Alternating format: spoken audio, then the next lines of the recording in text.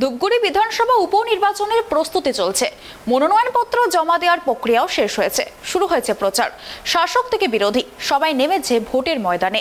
ঢাক বাজিয়ে বিভিন্ন মন্দিরে পুজো দিয়ে তৃণমূল প্রার্থীর হয়ে ভোট প্রচার করছেন রাজ্যের প্রাক্তন মন্ত্রী তথা শিলিগুড়ির মেয়র গৌতম দেব। অন্যদিকে ধূপগুড়ির শ্মশানকালী মন্দিরে পুজো দিয়ে প্রচার সারছেন বিজেপি প্রার্থী।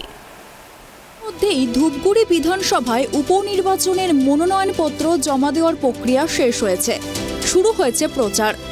রাজ্যের একমাত্র বিধানসভা উপনির্বাচন হওয়ায় রাজ্যবাসীর নজর এখন ধূপগুড়িতে।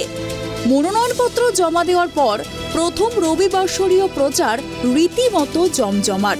রবিবার সকালে সাংবাদিকদের সাথে নিজের বাড়িতে চা চক্রে সামিল হন তৃণমূল কংগ্রেসের প্রার্থী অধ্যাপক নির্মল চন্দ্র রায় এবং তৃণমূলের জলপাইগুড়ি জেলা সভানেত্রী মহুয়া গোপ। এরপর সাংবাদিক সম্মেলন করেন। যে বিজেপির কোনো সাংগঠনিক আর কোনো এখানে জায়গা নেই এবং বিজেপির প্রতি মানুষ যে আস্থা হারিয়েছে সেটা 21-এর নির্বাচনে সেটা পরেই প্রমাণিত হয়েছে। বিজেপি যেটা বলে যে পঞ্চায়েত নির্বাচন আসলে প্রহসন হয়েছে এবং সেটা নাকি ওদেরকে বিধানসভা ভোটে হেল্প করবে। তো অ্যাকচুয়ালি কি পঞ্চায়েত আপনারা তো জলপাইগুড়ির মানুষ, এই ধূপগুড়ি বিধানসভা ক্ষেত্রে এইবার যে পঞ্চায়েত নির্বাচন হলো আমাদের নেত্রী মাননীয়া মমতা ব্যানার্জির নির্দেশ এবং অভিষেক ব্যানার্জির নির্দেশে সংগঠনের পক্ষ থেকে আমরা যে কাজ করেছি সেখানে কোথাও জলপাইগুড়ি জেলায় এমন কোনো জায়গা দেখাতে পারবেন না যে নির্বাচন পঞ্চায়েতের মতো একটা নির্বাচন যেখানে সমস্যা থাকেই হয়, অনেক ঝামেলা হয়, সেখানে জলপাইগুড়ি জেলাতে কিন্তু শান্তিপূর্ণ নির্বাচন হয়েছে।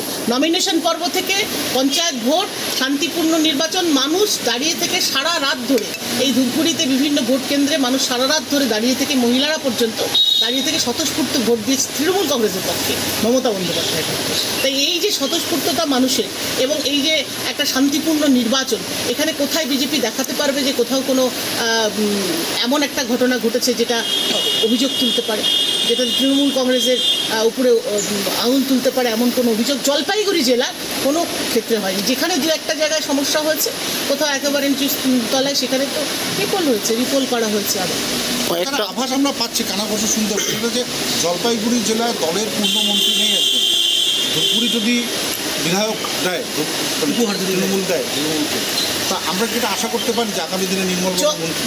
জলপাইগুড়ি জেলার বিধানসভা 7টা বিধানসভার মধ্যে মাত্র 3টাতে আমরা জিততে পেরেছিলাম। সেখানে আলিপুরদুয়ারে আমরা ওটাও জিততে পারিনি। আলিপুরদুয়ার দার্জিলিং জেলায় আমাদের কোনো বিধায়ক নেই, স্বাভাবিক কারণে এই জায়গা মন্ত্রিত্ব থেকে পিছিয়ে ছিল। তো সেইখানে আমাদের স্বাধীন দায়িত্বপ্রাপ্ত মন্ত্রী রয়েছে বুলুচিত বড়াই, অনগ্রসর কল্যাণ দপ্তর এবং আদিবাসী কল্যাণ দপ্তরে মন্ত্রী রয়েছে জলপাইগুড়ি জেলায়। এটা তো সম্পূর্ণভাবে এটা আমাদের মাননীয় মুখ্যমন্ত্রী দলের যে নির্দেশ করে হয়, তা আমরা তো আশা করবই। উপস্থিত ছিলেন জেলা তৃণমূল কংগ্রেসের সভানেত্রী মহুয়া গোপ। অন্যদিকে ঢাক বাজিয়ে বিভিন্ন মন্দিরে পুজো দিয়ে হাটে বাজারে হাত জোড় করে তৃণমূল প্রার্থীর হয়ে ভোট প্রচার করছেন রাজ্যের প্রাক্তন মন্ত্রী তথা শিলিগুড়ির মেয়র গৌতম দেব। রবিবার সকালে জলপাইগুড়িতে আসেন গৌতম দেব।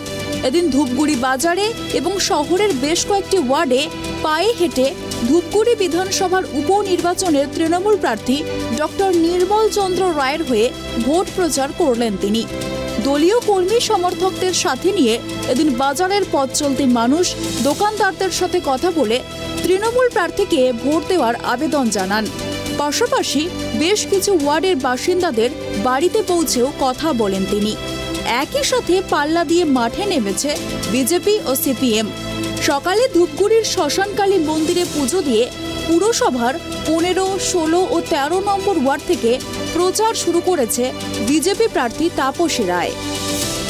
আজকে প্রথমে আমরা বাড়ি থেকে বের হয়ে শ্মশানকালী মন্দিরে এখানে পুজো দিয়েছি। পুজো দিয়ে তারপরে প্রচার শুরু করেছি। 15 নম্বর 16 নম্বর ওয়ার্ড হলো, এখন আমরা 13 নম্বর ওয়ার্ডে এখন আমরা যাবো। সবাই মিলে আমরা কর্মকর্তারা যারা আছেন, নেতারা যারা আছেন, সবাই মিলে একত্রিত ভাবে আমরা প্রচার করে বেড়াচ্ছি। খুব ভালো লাগছে। মানুষ কিরকম সাড়া পাচ্ছে মানুষ কি বলছে? ব্যাপক। আমি 100% আশাবাদী। সঙ্গে রয়েছেন প্রচুর মহিলা ও পুরুষ কর্মীরা। এরপর শেষ বেলায় গ্রামের দিকে প্রচার সারলেন বিজেপি প্রার্থী। একই সঙ্গে পাল্লা দিয়ে সকাল থেকেই দলীয় নেতা কর্মীদের সঙ্গে নিয়ে মানুষের ঘরে ঘরে গিয়ে প্রচার শুরু করেছেন সিপিএম প্রার্থী ঈশ্বরচন্দ্র রায়। বিশেষ করে রবিবার পুরসভা এলাকায় সকাল থেকেই প্রার্থীদের প্রচার করতে দেখা যায়। পাশাপাশি শেষ বেলায় গ্রামের দিকেই রবিবাসরীয় শেষ প্রচারে নজর প্রার্থীদের। জলপাইগুড়ি থেকে সুরজিৎ দে এর রিপোর্ট, ট্রাইব টিভি।